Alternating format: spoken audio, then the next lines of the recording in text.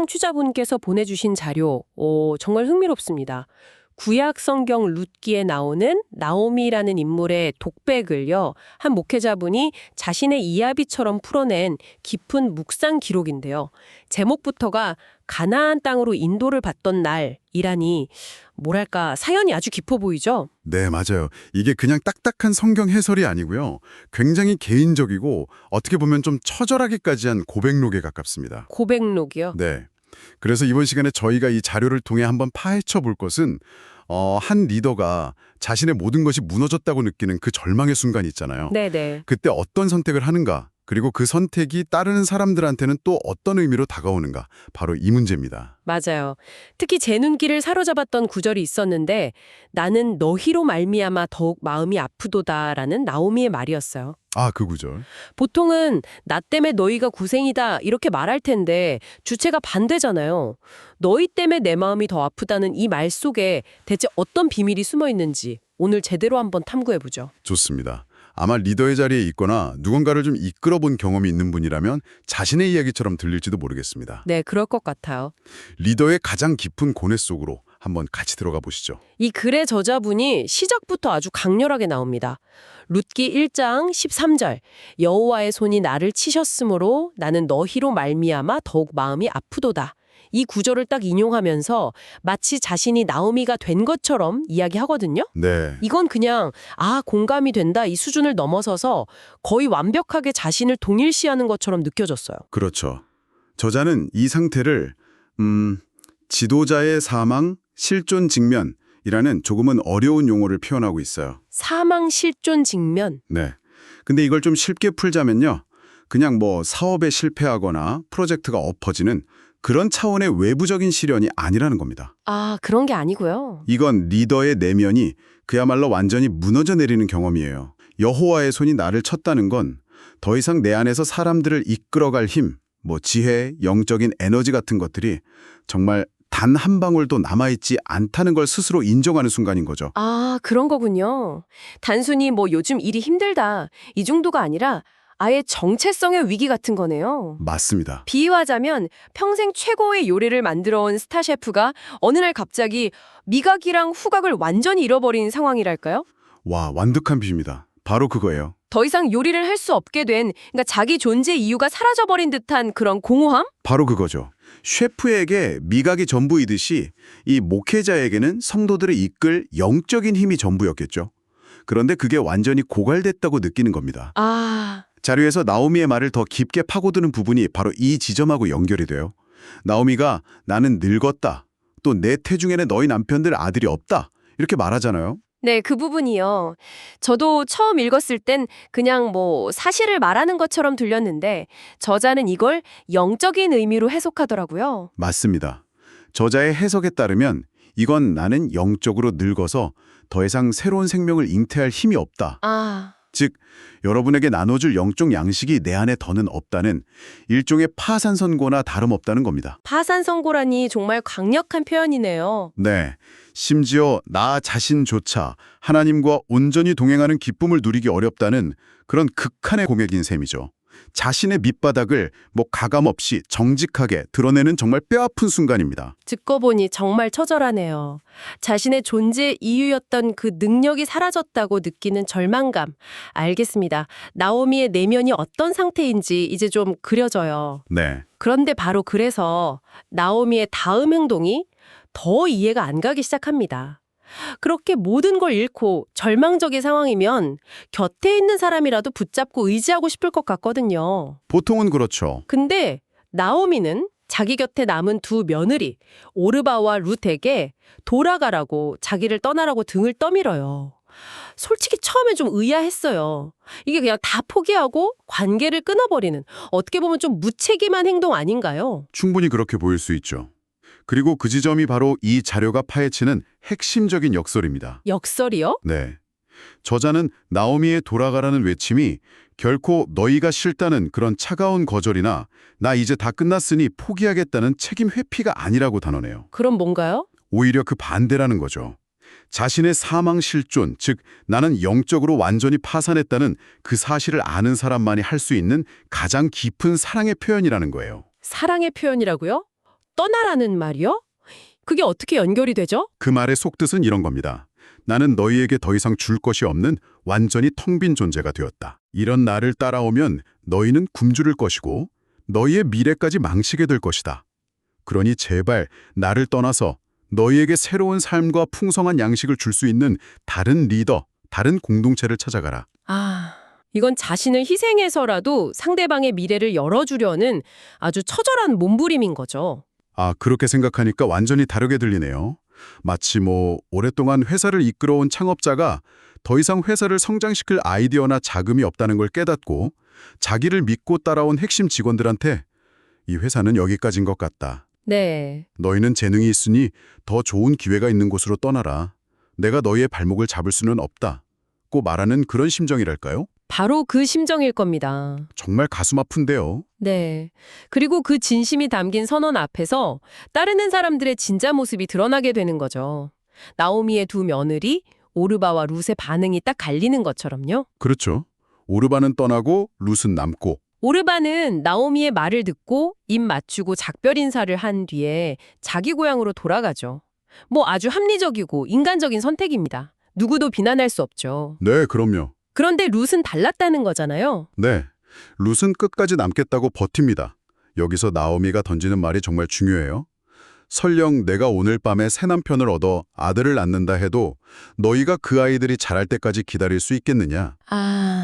이건 사실상 나에게는 어떠한 희망도 어떠한 미래도 기대하지 마라.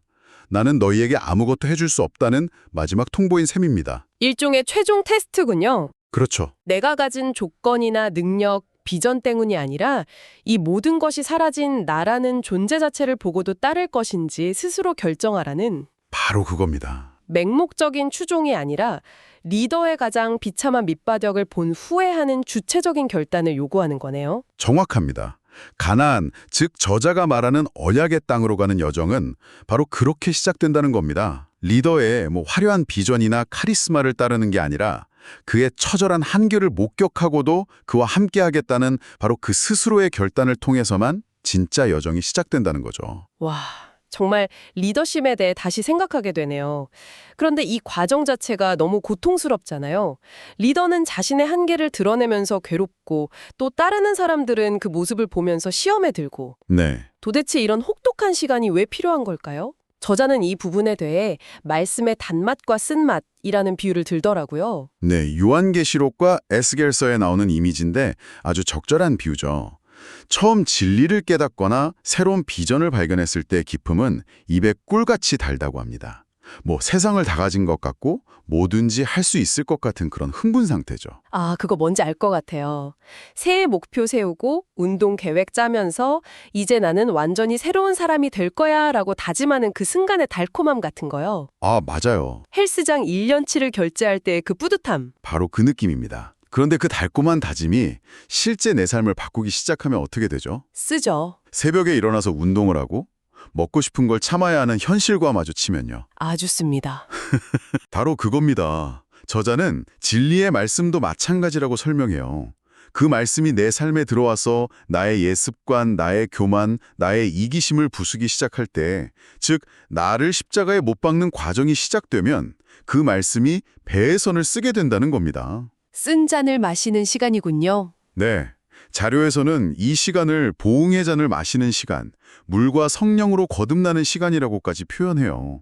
그만큼 고통스럽지만 이 쓴맛을 통과하지 않고는 진정한 성장이나 변화는 없다는 거죠. 그렇군요. 아이디어는 달콤하지만 현실은 쓰다. 그런데 이게 리더와 따르는 사람의 관계에서는 더 복잡해지는 것 같아요. 어제까지 꿀처럼 단 비전을 이야기하던 리더가 오늘은 그 쓴 잔을 마시면서 고통스러워하고 흔들리는 모습을 보여주게 되는 거잖아요. 바로 그게 문제입니다. 따르는 사람들 입장에서는 혼란스러운 거죠. 우리 리더가 변했다. 예전 같지 않다. 저렇게 약한 모습에 실망했다면서 리더를 판단하고 정죄하기 시작합니다. 나오미가 겪는 고통을 이해하지 못했던 사람들처럼요. 저자는 자신의 목회 경험을 통해 바로 이 지점에서 많은 사람들이 시험에 들고 떠나간다고 고백합니다. 리더의 그 쓴맛을 함께 감당하지 못하는 거군요. 네, 그런 거죠. 듣고 보니 정말 가슴 아픈 이야기네요. 하지만 이 이야기가 절망으로만 끝나지는 않죠. 네, 다행히도 해. 저자는 마지막에 열왕기하에 나오는 한 구절을 인용하면서 희망의 실마리를 보여줍니다. 이 성읍의 위치는 좋지만 물이 나빠서 토산이 익지 못하고 떨어진다는 구절이요. 마치 자신의 불완전함 때문에 열매 맺지 못하고 떨어져 보내야 했던 사람들을 떠올리며 탄식하는 것 같았어요. 바로 그겁니다. 저자는 진리의 말씀도 마찬가지라고 설명해요. 그 말씀이 내 삶에 들어와서 나의 옛 습관, 나의 교만, 나의 이기심을 부수기 시작할 때, 즉 나를 십자가에 못 박는 과정이 시작되면 그 말씀이 배에서는 쓰게 된다는 겁니다. 쓴 잔을 마시는 시간이군요. 네, 자료에서는 이 시간을 보응의 잔을 마시는 시간, 물과 성령으로 거듭나는 시간이라고까지 표현해요. 그만큼 고통스럽지만 이 쓴맛을 통과하지 않고는 진정한 성장이나 변화는 없다는 거죠. 그렇군요. 아이디어는 달콤하지만 현실은 쓰다. 그런데 이게 리더와 따르는 사람의 관계에서는 더 복잡해지는 것 같아요. 어제까지 꿀처럼 단 비전을 이야기하던 리더가 오늘은 그 쓴 잔을 마시면서 고통스러워하고 흔들리는 모습을 보여주게 되는 거잖아요. 바로 그게 문제입니다. 따르는 사람들 입장에서는 혼란스러운 거죠. 우리 리더가 변했다. 예전 같지 않다. 저렇게 약한 모습에 실망했다면서 리더를 판단하고 정죄하기 시작합니다. 나오미가 겪는 고통을 이해하지 못했던 사람들처럼요. 저자는 자신의 목회 경험을 통해 바로 이 지점에서 많은 사람들이 시험에 들고 떠나간다고 고백합니다. 리더의 그 쓴맛을 함께 감당하지 못하는 거군요. 네, 그런 거죠. 듣고 보니 정말 가슴 아픈 이야기네요. 하지만 이 이야기가 절망으로만 끝나지는 않죠. 네, 다행히도요. 저자는 마지막에 열왕기하에 나오는 한 구절을 인용하면서 희망의 실마리를 보여줍니다.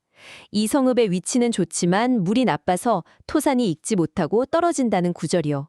마치 자신의 불완전함 때문에 열매 맺지 못하고 떨어져 보내야 했던 사람들을 떠올리며 탄식하는 것 같았어요. 네, 그건 모든 것을 잃고 텅 빈 채로 고향 베들레헴으로 돌아가던 나오미의 탄식이자 이 글을 쓰는 저자 자신의 탄식입니다. 나는 좋은 나무가 되지 못했다. 내게 문제가 있어서 열매들이 제대로 익지 못하고 떨어져 버렸다고 자신의 실패를 정직하게 인정하며 우는 겁니다. 이게 바로 통회죠. 그런데 중요한 건 이야기가 거기서 끝나지 않는다는 거군요. 그렇습니다. 바로 그 지점에서 반전이 일어납니다. 저자는 하나님이 바로 이렇게 자신의 실패를 인정하고 통회하는 자를 통해 나무를 다시 손질하고 비로소 진짜 열매를 맺게 하신다고 말합니다. 자신의 무능과 실패를 온전히 인정하고 바닥을 치는 바로 그 자리에서부터 역설적으로 진정한 회복이 시작된다는 거죠. 결국 자신의 끝에서 하나님의 시작을 경험한다는 말이네요. 네, 나는 늙고 영적인 힘도 다 소진되었지만 그럼에도 불구하고 하나님은 나를 버리지 않고 약속의 땅으로 이끌어 가신다는 창세기에 나오는 또 다른 실패자였던 야곱에게 주셨던 그 약속을 붙들게 된다는 거군요. 맞습니다. 이 자료는 나오미의 여정을 통해 한 리더가 자신의 가장 깊은 절망 속에서 어떻게 희망을 발견하는지를 정말 생생하게 보여주고 있습니다. 실패의 고백이 곧 회복의 시작이다. 정말 놀라운 진실이네요. 네, 그렇죠. 오늘 청취자분께서 보내주신 자료 덕분에 한 영적 지도자의 내면을 정말 깊숙이 들여다본 것 같습니다. 나오미의 이야기에 자신을 투영해서 리더의 가장 큰 약점, 그 실패의 고백이 오히려 따르는 사람들에게 가장 진실하고 강력한 메시지가 될 수 있다는 이 역설.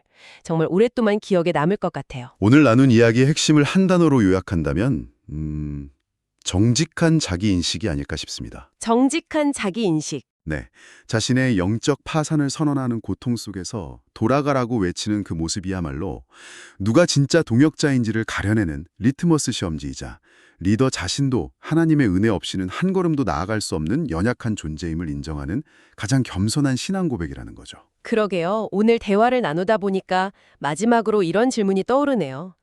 우리는 보통 강하고 흔들림 없고 언제나 정답을 가진 사람을 이상적인 리더라고 생각하잖아요. 네, 그렇죠. 그런데 오늘 우리가 살펴보니 이야기처럼 어쩌면 자신의 한계와 실패를 정직하게 드러내는 취약함이야말로 오히려 그 공동체를 더 깊은 진실로, 더 강한 결속으로 이끄는 가장 강력한 힘이 될 수는 없을까요? 아주 중요한 질문입니다. 무결점의 완벽한 리더가 아니라 자신의 깨어지기 시험을 공유할 수 있는 리더. 네. 어쩌면 우리 시대에 정말 필요한 리더십은 바로 그런 모습일지도 모르겠습니다. 청취자분께서도 한 번쯤 깊이 생각해 보시면 좋겠습니다. 나의 리더에게 혹은 내가 리더인 공동체 안에서 우리는 취약함을 어떻게 바라보고 있는지 말이죠.